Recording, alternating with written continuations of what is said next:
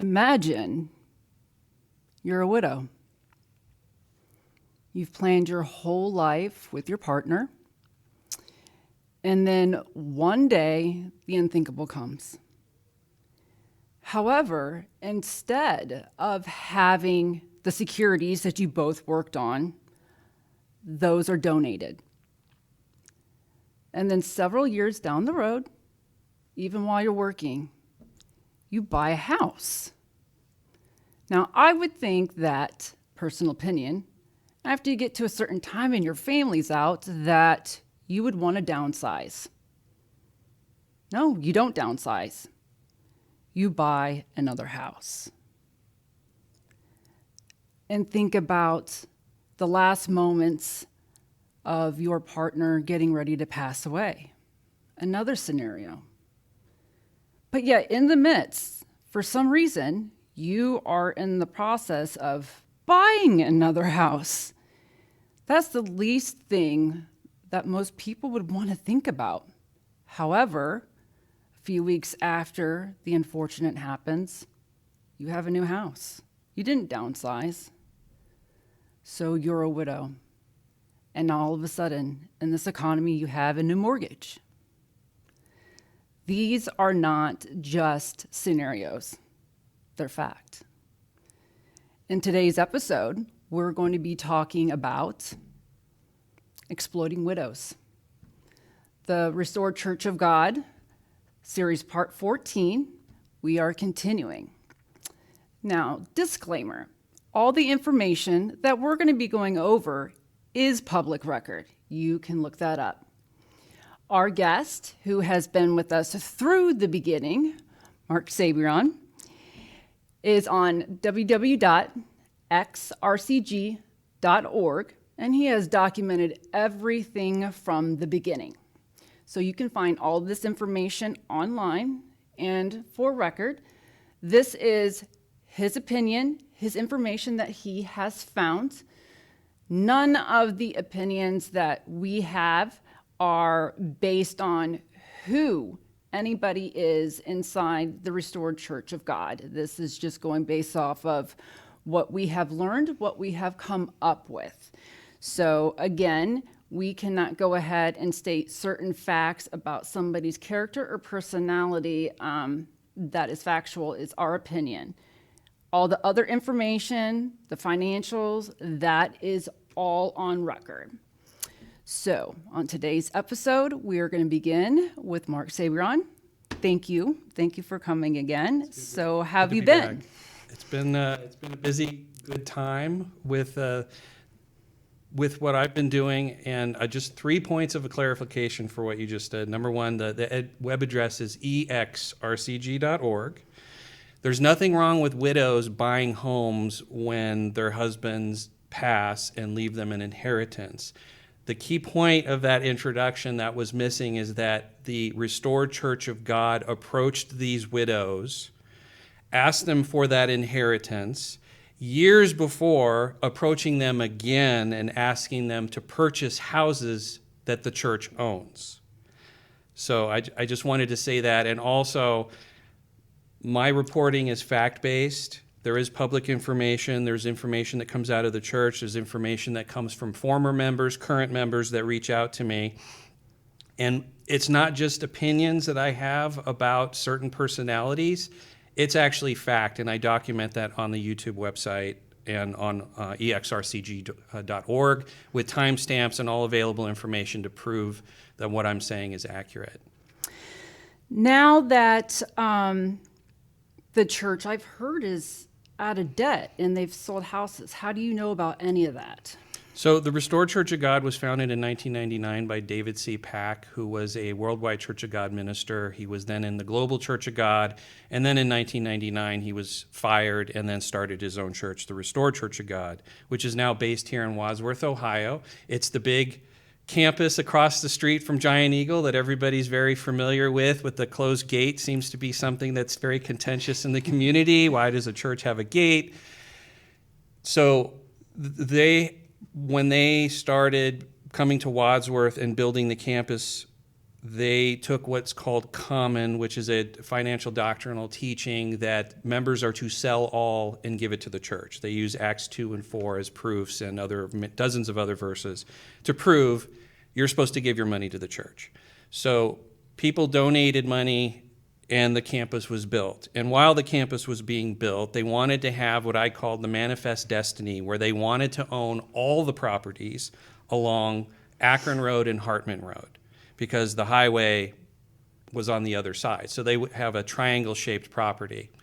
And so they bought all these houses many, many years ago, fixed them up, and now they have these properties that was for sale. The problem was that the campus had accumulated millions of dollars in debt. What was the reason that they wanted to buy all these houses?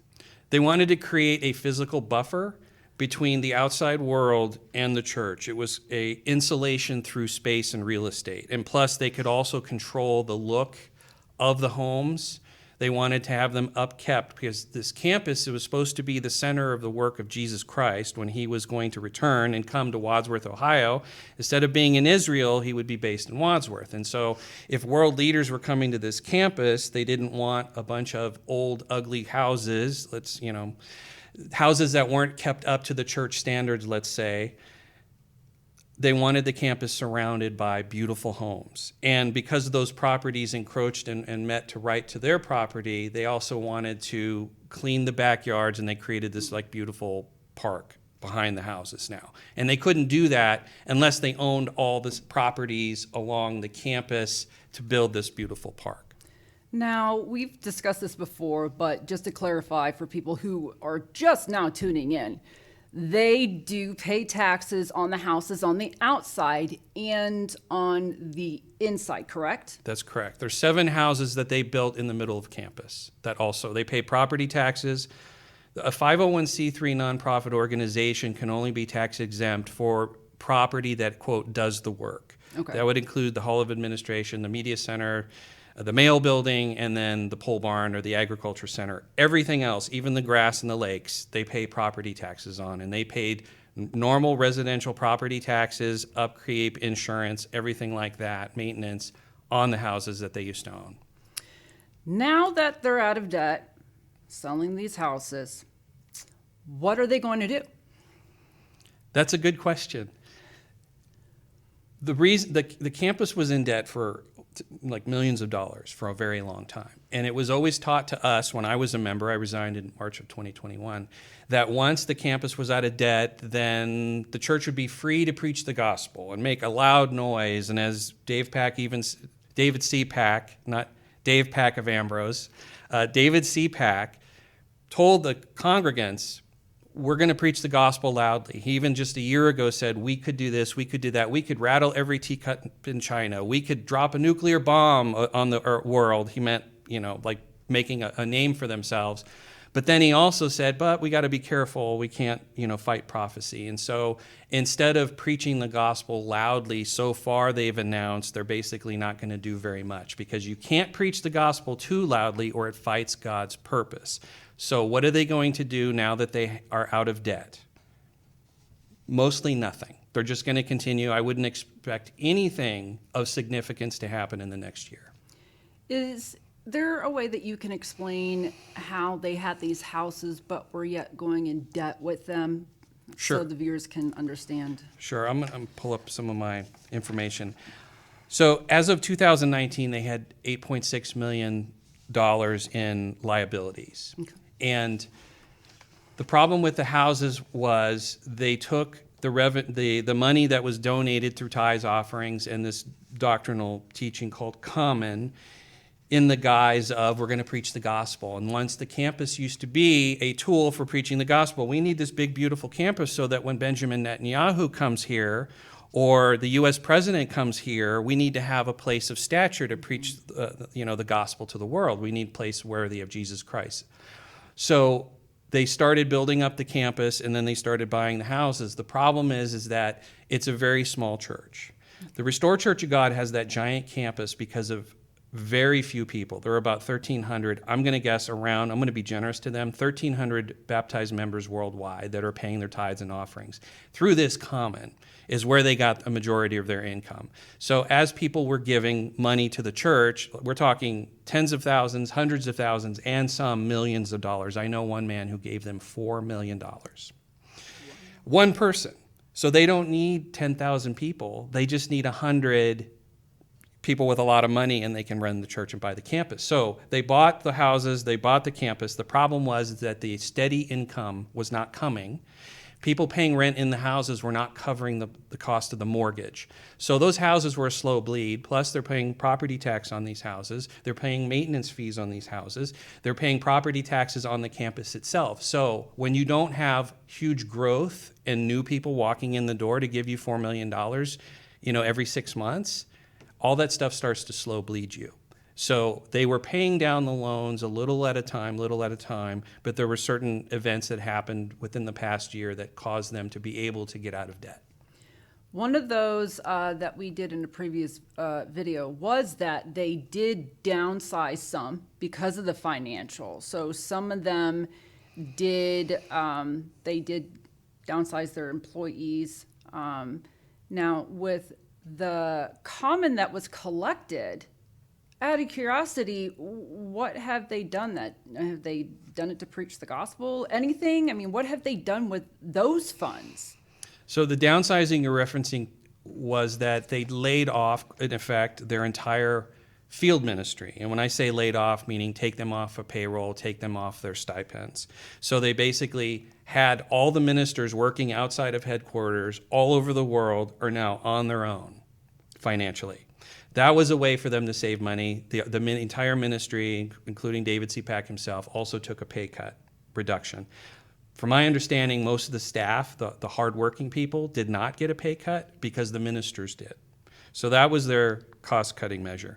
But now that they're out of debt and they've accumulated now, a surplus, David C. Pack has said we can't preach the gospel too loudly because that fights God's purpose. So what they have said, the one thing he has said is that we've upped our media budget. So now on my phone, when I'm on MSN, I see the same ad day after day after day, and that's them, using the money. Now what that ad spend was, he doesn't say. So it could be, we went up from $500 to $1,000. We went up from $5,000 to $10,000. Or we went up from $20 to $40. I'm sure it costs more than that on MSN. But that's the idea. It's like that's the extent of what he's doing because they can't actually really preach the gospel like he's promised for the last 20 years because they're too busy coming up with dates for the return of Jesus Christ. I know that it is perfectly legal for 501c3s, which they are, nonprofit, to buy and sell properties. Why is it such a big deal, and why should anyone in the community care? I wrote an article called Exploiting Widows on my website, exrcg.org. There's actually 4 parts to this article because this is I consider the biggest story. It's not about, RCG got out of debt, boo-hoo. It's like, it's how they got out of debt. And for me, the community, RCG does not have a favorable opinion among the people of Wadsworth.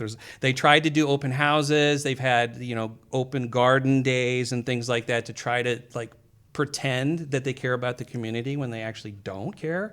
That's the devil's world. We don't fix the devil's world, but oh man, we better do something so they think that we're nice people. Now, they're not bad people, but what the ministry and the leadership, including David C. Pack, in my opinion, is unscrupulous. It's immoral. So just to paint this picture, in my article, I wrote out, and I'm just going to read this here because this to me is the logic that made me personally angry and other former members and people that I know when I tell them this story. It gets your blood boiling because if you follow the logic, it's crazy. In my opinion, it's crazy, and yet the people did it. So, members gave David C. Pack their money to preach the gospel, the kingdom of God. But instead, he took that money to secure bank loans in order to buy houses and fix up the campus. David C. Pack then approached members in the headquarters congregation and asked them to now move in and pay him rent on houses he bought with their money. Okay. Oh, no, it gets better. So then years later, and look, these houses are beautiful. I mean, anybody Yes. driving down Akron and Hartman Road can see, like, that's a church house. They fix it up. They clear the land. They do the inside are beautiful. Like, they're really nice homes.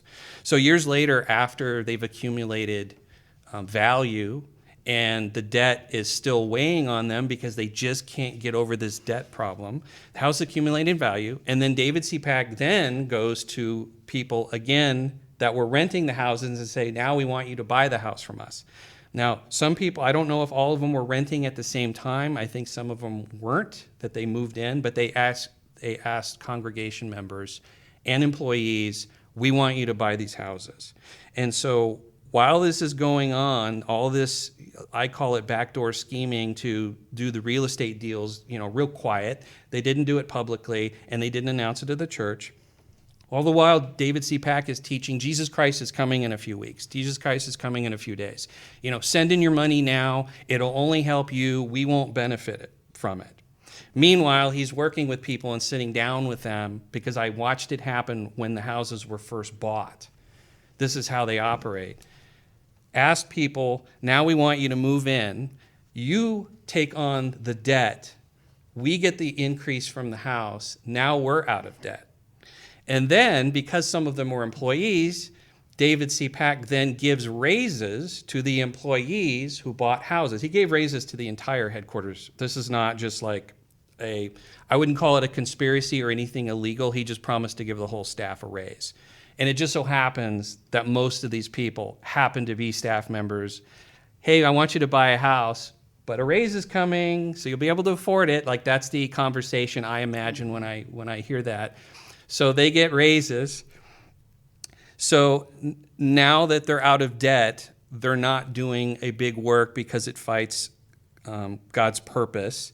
And so David C. Pack has taught 126 failed dates since 2013. So the crazy thing about all that is that you pay a church money, they buy a house, they ask you to move into that house, you pay them rent for years, then they ask you again to buy the house, you get a bank loan, they get the income, you are now in debt. So now you're paying for the house 3 times at this point. And then at the end of it, it's like, well, look what, you get a raise. So those same people get a raise from the brethren out in the field who are paying their salaries, are paying for more. So in the end, really, the people of the Restored Church of God are still paying for those houses today.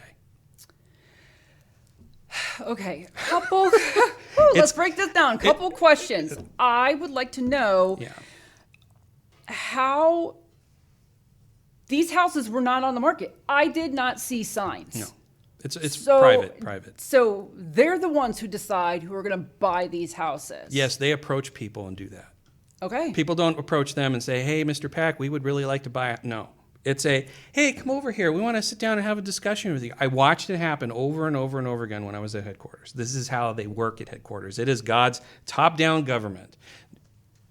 It doesn't go up. It only comes down. So if people bought a house, it's because David C. Pack personally chose those specific people to buy houses from them.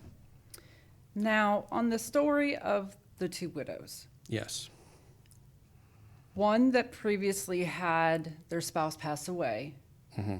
It is common for them to, any will, anything that's left, to go to the church. So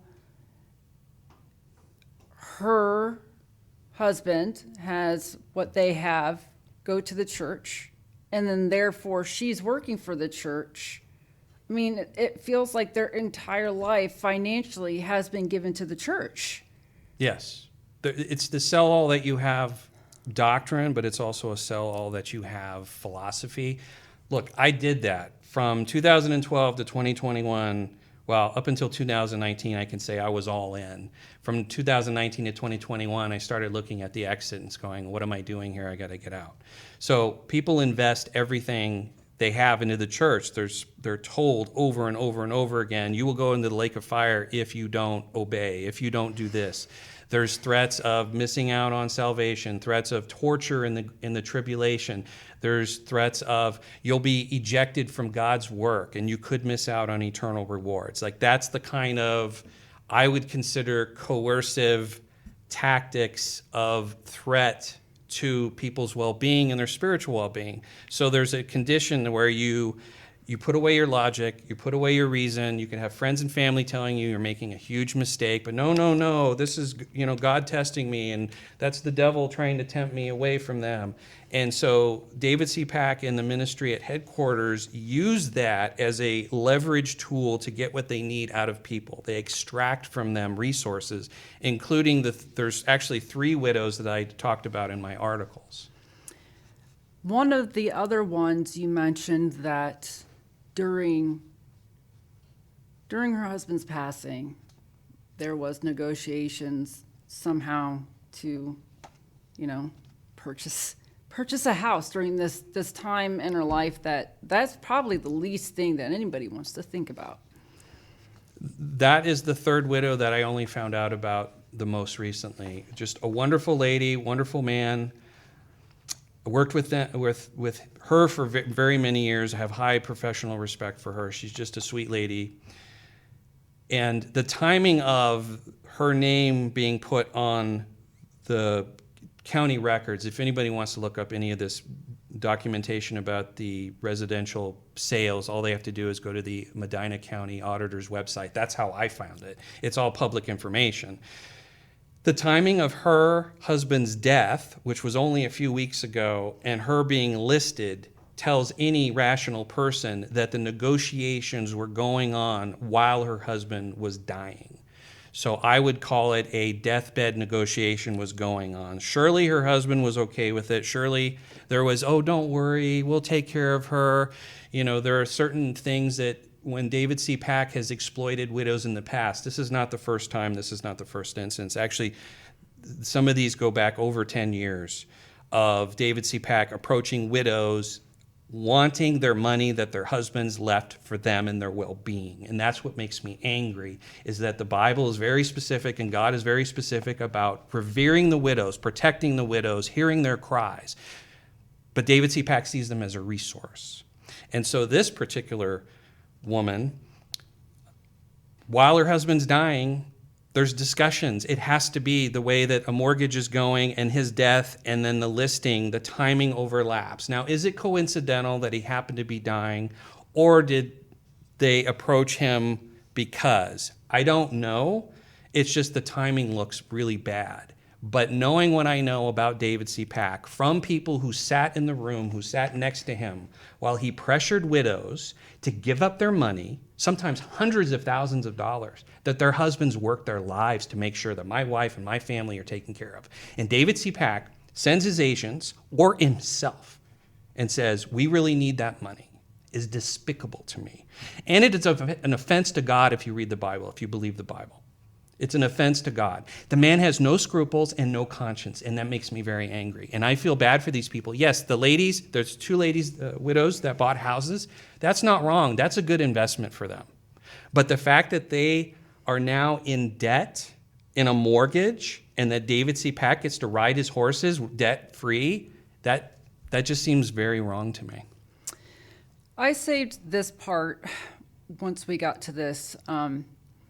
Many people in the community, many people out there across the world feel that the Restored Church of God is a cult. However, I can't legally say that. It has to be deemed by somebody once you go to court, say like federal court, and they are calling somebody a cult church. At that point in time, somebody legally has to be able to say that. However, you can say that David C. Pack is an authoritarian leader.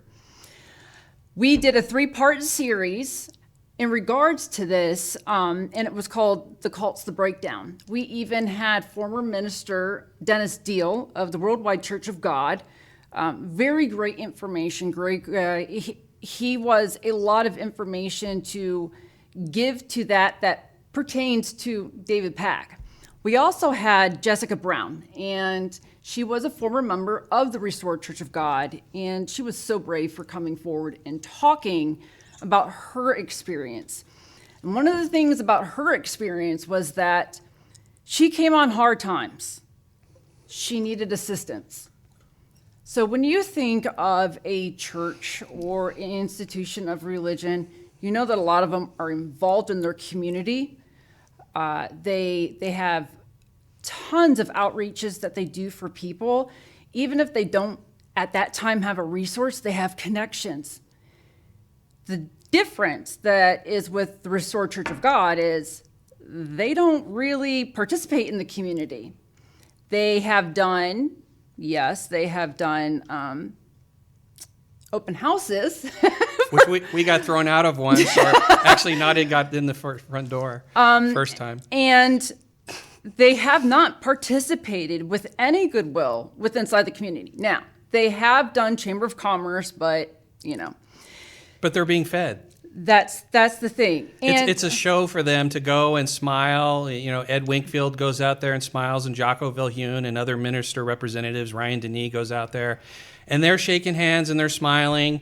Now, one of Dave's former son-in-law, Mr. Kevin Denis, he's going to laugh when he hears that. He's not Mr. Denis anymore. He used to be a minister in the Restored Church of God, and he and his wife, Jenny, who happens to be Dave Pack's daughter, left the church. Kevin would observe, and he's told me he would observe, that they make the appearance, but they're not really mingling. They're not really there to network, to meet people, to greet the community. He has observed them just kind of going through the motions, kind of sitting off by themselves. There was one exception of one man who also, he resigned from the church, but he actually, I watched him, and I'm not going to say his name, I watched him go around and say hi and shake hands. Like that man is genuine, but I don't see those other men as being genuine. I see them there as being PR pieces. So when you say the Chamber of Commerce, they're not really doing anything for the Chamber of Commerce. They're not doing anything for the society, for the people of Wadsworth. They're not doing anything for the community. They're just wanted, like, oh, we got to do this because it looks bad for us. So it's pure PR and optics. That's all it is. now, regardless of your view on religion, the churches really do in the community and throughout the entire country, they are pretty much the backbone, just like small businesses. They help people when they are in desperate need. And lately, it's been crazy. But to hear Jessica's story that they offered it to her as a loan, but then said she didn't qualify. So here we go. We have them selling these houses, getting like, what, $3 million? And how much did they get in that they profited? They profited. Restored Church of God sold the properties between March of 2024 and May 2025. $3,115,200. They made a profit of $1,124,300, and of that money, $209,000 of profit was from the two widows. Okay, and then we had, during COVID, there was supposed to be a type of kids camp or something, but they didn't end up having it, but yet they were able to pocket that money? On my website, I reported about where is the $100,000 for AYC, Ambassador Youth Camp, where the church collected money and funds for the youth camp. Kids were mowing lawns, they were baking cookies, they were washing cars, doing their own personal fundraisers. Parents would use that as a way to teach their children responsibility. So they send in all this money. From reports I got, about $100,000 was raised for the AYC camp in 2020, but the camp was shut down because of COVID, and the parents did not get a refund. And then in 2021, the kids were expected to raise their funds again. So because it was the end of the year, legally, they were able to pocket that money. The way a 501c3 nonprofit organization works is that they can have a general fund at the end of every fiscal year. This is for every charity. It's not just Restored Church of God, and this is perfectly legal. Unspent funds for specific purposes are able to be rolled into the general fund and then spent on anything. The problem is that what you mentioned with Jessica, third tithe assistance, from one of the ministers, former headquarters ministers, told me that is a huge moneymaker. Like, they take in third tithe way more than they spend every year. And for people who have tried to get it, there's a very invasive form that asks you a lot of personal questions about where every penny and every dime is going. They make it difficult for people. And then that third tithe, which is collected only for the widow, the stranger, and the Levite, interestingly enough, to support widows. There's a tithe that God had to support widows, not extract from them, small point. Now that leftover money goes, and they can buy trees and houses and do whatever they want. As Dave Pack has said, whatever we do. So the idea that you pay your money to go to camp or to support widows in need, they make it very difficult for people to get. That money does happen. There is third tithe assistance. I know people that have gotten it. They make it really difficult because the harder you make it, the less you're paying out. And the harder you make it, the more in your pocket to put in the general fund legally later. Now, one former headquarters person once said something to me, and it rings like a bell in my ear all the time.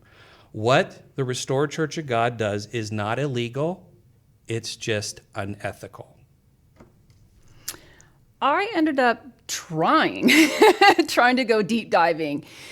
See, 501c3s here in the United States are a little bit different than in Canada, where also Restored Church of God has a ministry up there.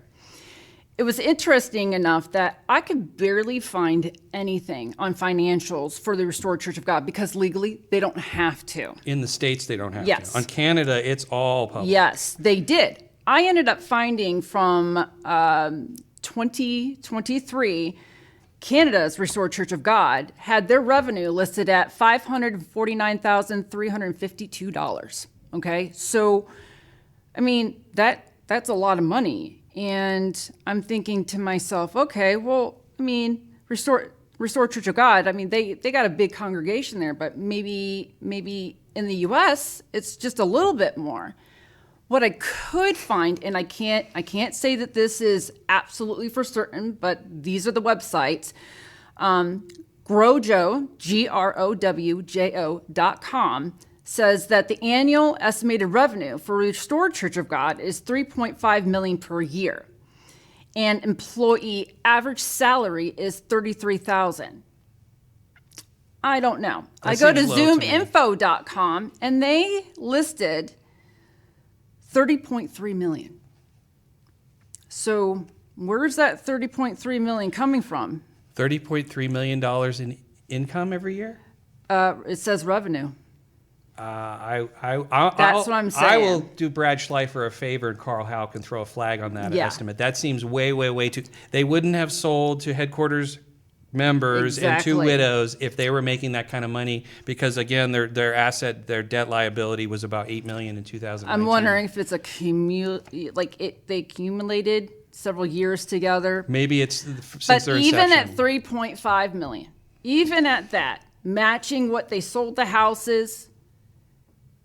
And they can't help one person. They have to give them a loan and say you don't qualify because you didn't spend your money right, and possibly because you have a cat. You're explaining the cat thing out of context. I know, but it's the cat. Look, I hate cats. I'm a dog guy. The Restored Church of God, the ministry is not allowed to have pets, and yet David C. Pack has horses. Explain that to me. Members are frowned upon to own pets because they're expenses for medical and food and upkeep and all those kind of things. So that's what you meant by cats, is that they don't like people, because that's money you're spending on your cat that you could be giving to David C. Pack. Now he's going to say, I don't get your money. It's like, oh, really? Who bought your $500,000 house that you're living in right now? Members did. Now, if we could back up just to explain to those who maybe are just tuning in, or to reiterate, when you say he's given dates, can you please explain what those dates mean? Sure. Because that is part of the big issue that a lot of people have with the Restored Church of God, is in giving dates. And that's one of the major reasons I left, and one of the reasons that proves that David C. Pack is a false prophet, a false apostle, and false teacher.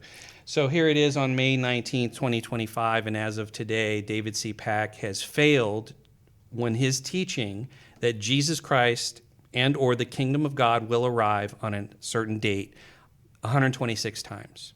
As of today, it's 126 times. On the 22nd of May, it'll be 127 times, and on June 1st, it'll be 128 times. So he predicts. Now, he prophesies, meaning, but he changes the language, so he's preaching. I'm just preaching what the Bible says. Come on, brethren, is this just a coincidence? I mean, could it be any other thing?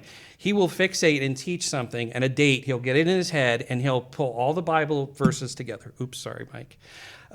Pull all the Bible verses together and say, this is the date that God wanted us to know.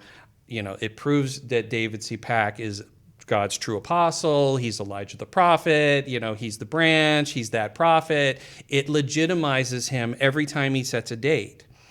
And then it fails. And then sometimes he will start balking and like, oh, well, maybe, well, if it's wrong, right before it happens. And then afterwards explain it away. Now, fool me once, shame on you. Fool me twice, fool me 126 times, then, you know, that's kind of everybody's fault for following him. But he's setting the dates for the return of Jesus Christ, which is explicitly warned about in the Old and the New Testament. I mean, David C. Pack likes to say he's in the Bible, but not in a way that he thinks. I actually wrote an article called Who is David C. Pack? And all it is Bible verses warning you and explaining who exactly he is. Now, is this like the rapture, or is this something specific that is to the restored church of God? You could call it what you would interpret as the rapture. There's Revelation and Daniel and Matthew and the Gospels and all talking about the end times. Let's just call it the end times. Those are all explained in different ways. Sometimes he calls the first kingdom the 7-year kingdom, and then the millennium. And then he will talk about the 1335 of Daniel, the 1290 and 1335. This is kind of more technical stuff for Bible scholars to understand. And then it's just the arrival of Jesus Christ in the kingdom of God, basically. So does that mean that if it actually happens, that I could go to the campus? Oh no, Don Blue, you're that wicked woman who's been attacking God's work for the last 3 years. You would probably be excluded. I would be tossed into the lake of fire for sure because I'm fighting against God's work. So, first of all, I wouldn't have a website, and I wouldn't say that David C. Pack is not moved by the Holy Spirit or God, because if I'm blaspheming the Holy Spirit, and I'm risking eternal death based on my understanding of what the Scriptures say. So I can say this with complete and utter confidence that when I stand before the judgment seat of Christ, and he asks me, why did you attack my church and my apostle? I have over 300 articles proving that he's a false prophet. I call on David C. Pack on my website a hypocritical, blaspheming liar, because I believe that David C. Pack is a hypocritical, blaspheming liar, false prophet, false teacher, false apostle. And not only do I say that, Don, that's not just only my opinion, it's based on fact. I prove that he said this, and then it didn't happen, and then he explained it away. He was false. When he's negotiating with widows to get money from them and telling the brethren that Jesus Christ will return in 2 weeks, if Jesus Christ is going to return in 2 weeks, do you care about the debt? Do you care about houses? Do you care about real estate? Do you care about what's going to happen in 3 weeks? Because when Jesus comes, all bets are off. God says the gold and silver is mine. So RCG's money problems will just go away instantly. So you go, logical person goes, why would David C. Pack, Brad Schleifer, Carl Houck, and all the enablers at headquarters, why would they care about debt? Why would they care? It's because I believe, and I don't know people's hearts, but based on the evidence, David Pack doesn't believe it. He doesn't believe it. He may believe it in a moment and wants to believe it. Oh, and he has to believe it. But he knows it's not true because he always gives himself an escape hatch. Well, brethren, if it's not this, it could be. And it's like, I'll never change this. This is the hill I die on. I will never. And then a week later, well, brethren, we're still here. Ha, ha, ha. And he turns it into a big joke. And it's not funny. And the man has no fear of God. And it's like, I don't put my name, when I do the website or anything I write, I don't say that I'm more righteous than him. I don't say that I'm not a sinner, because I am. I'm not saying that God has sent me to do this. I dare not put God's fingerprints on what I do. I let the fruits of that prove for itself, but not David C. Pack. He has God's authority. This is him in the Bible. This is what he's supposed to do. He'll tell you on God's authority, this is the way it is, and if you don't believe, it's a faithless act. And then a week later, sometimes a day later, well, brethren, we're still here. And, I thought, I discovered some things, some amazing things. It's like always the next thing is an amazing thing.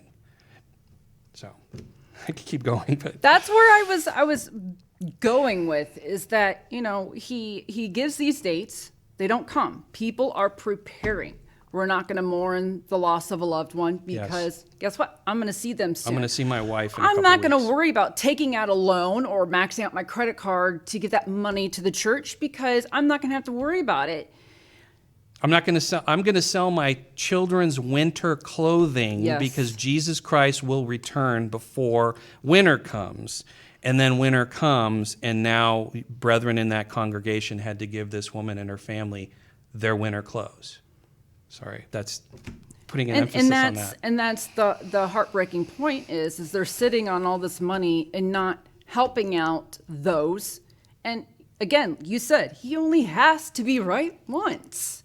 Okay? That is what, in fact, I've heard this before, but a current member from a few weeks ago told me that in the congregation, one of the things that the brethren in the Restored Church of God use to comfort themselves, and this is an idea into the psychology when people think of this, like, wow, they're crazy, they're stupid, what are they doing?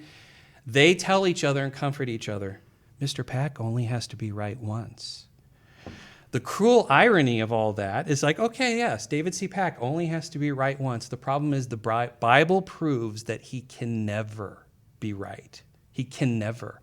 Because God would never send a servant who's been wrong about prophecy 126 times, and bingo, it's 127, and now he's proven, and God's, it's like God backed up Moses from the first every time, because he knew the people would stone Moses if he stumbled once. God wouldn't, even when Moses openly disobeyed God by tapping the rock instead of speaking to it, and water still came forth in the book of Exodus. God still backed him up, but Moses got punished for it. But God backed him up because God knew his servants have to be 100% purely credible. David C. Pack is zero credible, which is why I'm willing to risk eternal death for those that actually believe that's possible. To say unequivocally that God is not guiding David C. Pack, God is not putting in his mouth the words he says, he's not led by the Holy Spirit to teach this stuff, because that would make God and the Holy Spirit a liar, and I don't believe that's the case, that God and the Holy Spirit are not liars. I see that there is a lot of people who have left. Various reasons, but around the same. And some have reached out, some have not. I would like to reiterate that, the general public looks at it and going, I don't understand. Why don't you just leave?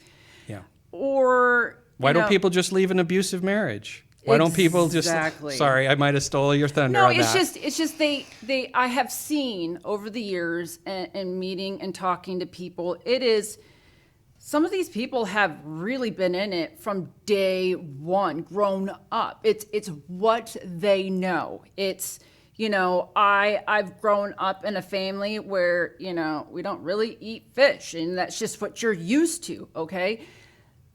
They're normal human beings, and they want the best. They believe, they're trying to do the right thing, but yet some of them end up leaving heartbroken, broke. Why don't you all come together for, to get that money back for a class action lawsuit? This reminds me, earlier when you talked about Canada, and this will tie in quickly, the Canadian revenue in 2023, my good friend Peter Berg lives up in Canada, and he looked at those numbers and he's like, yeah, half of that was the Berg family that year. So one family, with him and his brother and his dad, gave tremendous amounts of money to the Restored Church of God. They had a hard time leaving, but they eventually did because they'd had enough. And I forgot your question. What were you asking? Why isn't there a class action lawsuit to get the money back? Because Right. it's not being used for what really it should be used for. That's why I remember Peter, because Peter and I he came and visited me a couple weeks ago, and we sat down and discussed putting together a class action lawsuit. He actually consulted with a lawyer to find out about undue influence, which is how I heard about it, and I reported about it recently, that if a 501c3 uses coercion or undue influence, you can actually sue them, you can get wills annulled, and you can also get your money back, and they can lose their 501c3 status. He and I actually seriously looked into filing a class action lawsuit. Now, this is going to be good news for Brad Schleifer and the guys over at headquarters, down the street. But the reality is that people don't want to get involved. Former members just don't want to deal with it. They want to, I want to equate it to somebody if you've been a victim of assault, sexual assault, some kind of horrible thing that's very damaging to you. You don't want to live in it, stew in it. You want to heal and get better and move on. And a lot of the folks that I know that are former members want to move on with the rest of their lives. I'm an anomaly. For good or for ill, I have a reason to keep on tabs with the Restored Church of God.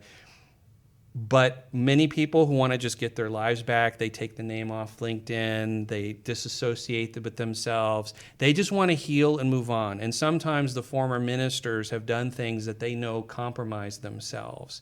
And their conscience and their guilt and their shame keeps them wanting to stay away. Thankfully, those men have been tremendous sources. I couldn't write about the widows as thoroughly as I did in my Exploiting Widows article, the details about how the Restored Church of God extracted money from them. I wouldn't know it without them. But generally, most people don't want to deal with it. They don't want to put their name on it. They don't want to be reminded. They don't want to live in RCG again. They want to walk away from David C. Pack. Some people can't stand the sound of his voice. And I don't blame them.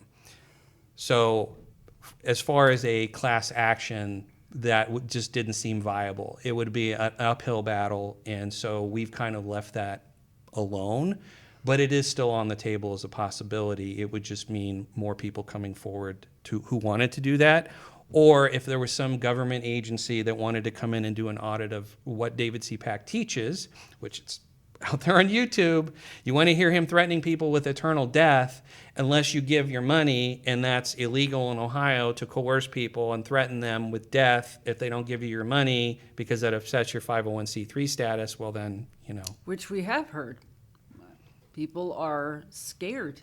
Yeah. Because they don't want to leave the church, or they're scared if they don't give anything that would compromise them not getting into heaven. It's the risk of eternal death is a very high sword of Damocles hanging over your head. I had to face that too, Don. I mean, as what I'm saying today here in 2025 is not what I was saying in 2020. It was like, I got to get out of here. This doesn't feel right. And it's a journey that you have to take, that once you know something's wrong, it takes years for you to cultivate the strength and figure out, I need to get out of here. And nobody, like my friend Peter, I talked to him 3 months before he quit the church, and at the time he just told me he wasn't ready. And I said, Pete, one day there's going to be a line in the sand. You don't know what it is, but pop, it happens. And that's what happens with him, and it happens with many others too. The people that are in Restored now know that what I'm writing is true. It is accurate. David C. Pack is a false apostle, a false teacher, but they don't know where to go. And if people don't know where to go next, it keeps them where they are. Well, at least it's comfortable and safe, and I have my friends. Now, one other correction I want to make to something you said was that the Restored Church of God does help people. They help themselves. There are people within the Restored Church of God who need third tithe assistance and help. They do get help. So it's not completely accurate to say they don't help anybody. They do, but it's really hard, and it's done begrudgingly, let's just say.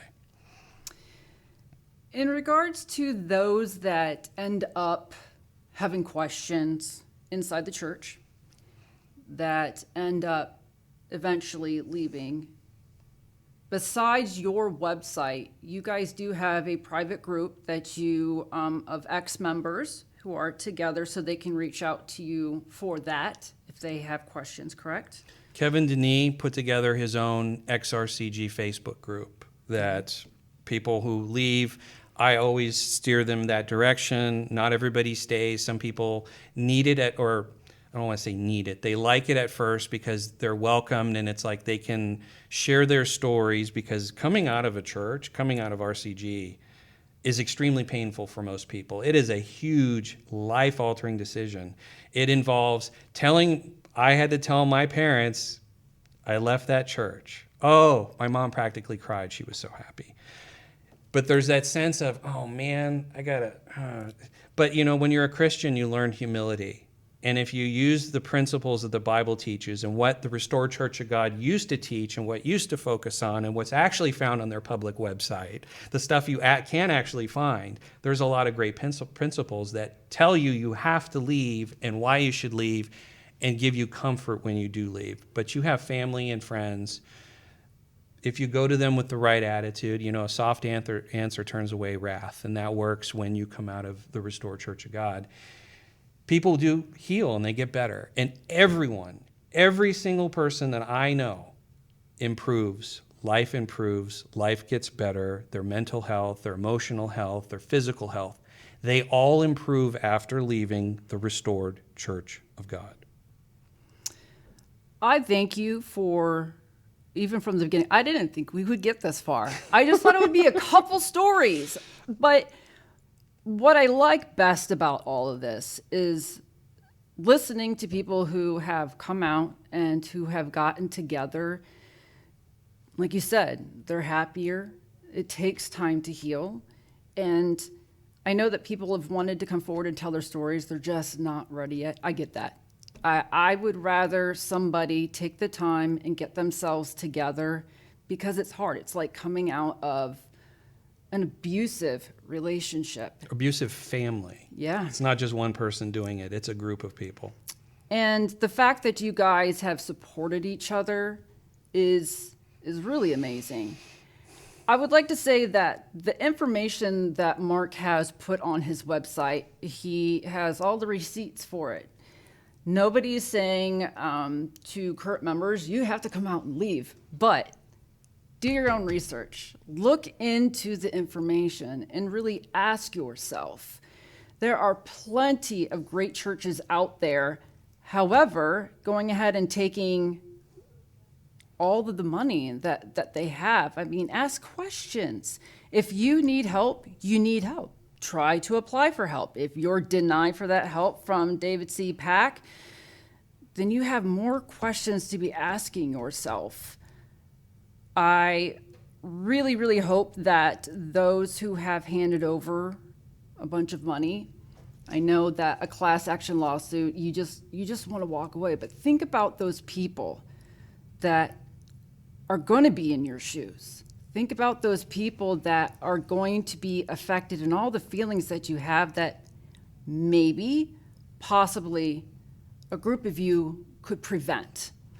And I get it. Maybe you're saying, I don't want the money back. What if maybe you got together and you donated that money or created an organization to help others like yourselves? I really hope that those that are still suffering, that have gotten out, that you keep together, you get the help that you need, and that the general public understands that this isn't something for us to just go ahead and quickly judge. The church pays their taxes, they do what they need to do. However, we're bringing this story out because it just has a lot of questions of what is really going on in the end with this money. Why are you holding on to it if Judgment Day is coming? I thank you, Mark. And what is your site again? Please remind them of all your details and Facebook. Sure. I'm public on Facebook, so people can reach out to me there. They can go to the exrcg.org website. They can contact me through the website and read what you and I are talking about today. Read in detail about the widows, about all the facts and information about this story through the Medina County records and, numbers. And I keep the widows anonymous out of respect for them, more so than, what David C. Pack has shown them. But people can contact me there if there are current members or prospective members or people thinking about the Restored Church of God. They can contact me. I will keep our information confidential. They can write to me. I am happy to get on the phone and talk with whoever wants to listen. And it's interesting because when you said the motivation of doing a lawsuit to prevent others from going through what you went through, I mean, that's kind of the heart of my website. That's why I started it. That's because I wanted to warn people away from the Restored Church of God, but also the ones that are in it. I wanted them to know they're not crazy, because I use logic and reason and facts. And most of my website is just putting up David C. Pack's own words and own videos. Let the man talk. He makes a case for who and what he is. People know better. People question their intelligence. They question, what they're doing. They're not crazy. What they're seeing is true, and they need to They need to trust their guts with what's going on. Now, for anyone out there, if you got questions that we haven't even gone over, if you have information, if you would like to tell your story, just let us know. It's a never ending for us, but I think we're doing good work. Just bringing out the facts there, and also helping the public understand so there isn't a lot of rumors and false information. That's one of the big things about this. So again, if you guys have any questions, please feel free to reach out. Mark is extremely resourceful and he gets back to people really quick. So until our next episode, have a great day.